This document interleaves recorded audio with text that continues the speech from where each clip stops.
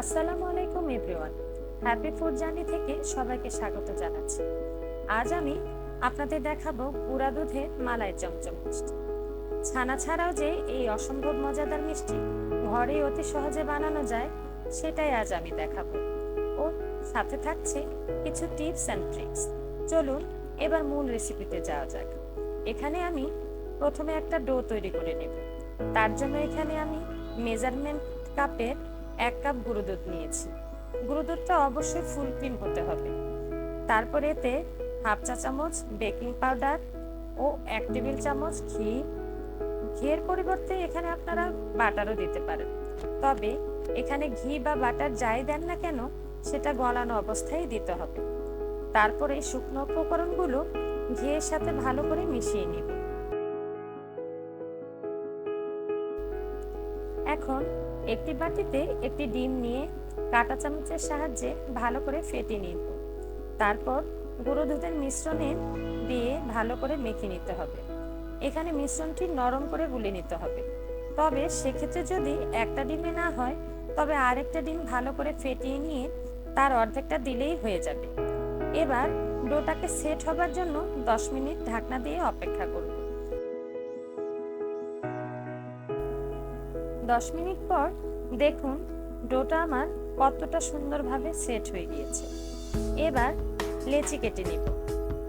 তারপর হাতে সামান্য ঘি মেখে নিয়ে চমচমের আকারে তৈরি করে নেব।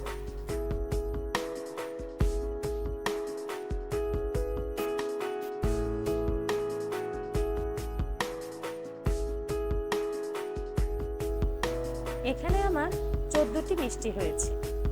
এবার মিষ্টিগুলো রান্না করে নেবার পালা।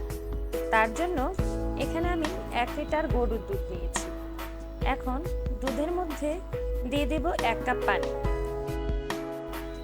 কেননা এই মিষ্টি তৈরির ক্ষেত্রে দুধের মিশ্রণটা কোনোভাবেই ঘন হওয়া যাবে না। দুধ ঘন হলে সেক্ষেত্রে মিষ্টি শক্ত হয়ে যাবে, তাই পানি দিয়ে পাতলা করে নিতে হবে। দুধটা হালকা একটু গরম হলে তাতে দিয়ে দেব হাফ কাপ চিনি ও 3টে এলাচ দিয়ে ভালো করে মিশিয়ে নিব। এ পর্যায়ে চুলার আঁচ মাঝারি করে নিব। এখানে এই মিষ্টি তৈরির ক্ষেত্রে শুরু থেকে শেষ পর্যন্ত চুলার আঁচ একইভাবে রাখতে হবে।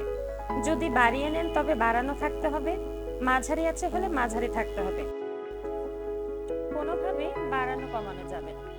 যেহেতু এটা দুধের মিষ্টি তাই আমি চুলার আঁচ মাঝারি আঁচ করে দিয়েছি। এখন চিনি গলে গিয়ে একটা বলক উঠলেই দিয়ে দেব মিষ্টিগুলো দিয়ে হালকা একটু নাড়িয়ে নিব। তারপর মিষ্টিগুলো দিয়ে 5 মিনিটের জন্য ঢাকনা দিয়ে ঢেকে দেব। এই 5 মিনিটের মধ্যে দুধ উপচে পড়লে তখন শুধু কয়েকবার ঢাকনাটা একটু খুলে দিব, তারপর আবার ঢাকনা দিয়ে দিব। এভাবে 5 মিনিট রান্না করে নিলেই মিষ্টিটা সেদ্ধ হয়ে যাবে। এবার ঢাকনা খুলে আরো 5 মিনিট রান্না করে নিলেই মিষ্টিটা হয়ে যাবে। তারপর চুলার আঁচ বন্ধ করে এই অবস্থায় 1 ঘন্টা ঢাকনা দিয়ে রেখে দেব। 1 ঘন্টা পর দেখুন মিষ্টিগুলো রান্নার সময় যেমন ফুলেছিল ঠিক এখনো সেরকমই রয়ে গেছে, অর্থাৎ আমার মিষ্টিটা একদম পারফেক্ট হয়েছে।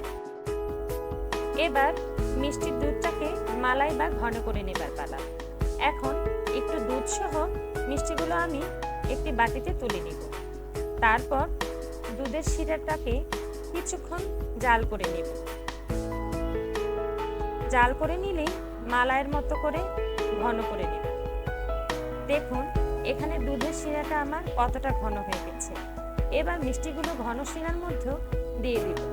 তারপর একটু হালকা হাতে সামান্য নাড়িয়ে নিলেই হয়ে যাবে আমার অসম্ভব মজার গুঁড়া দুধের মালাই চমচম মিষ্টি।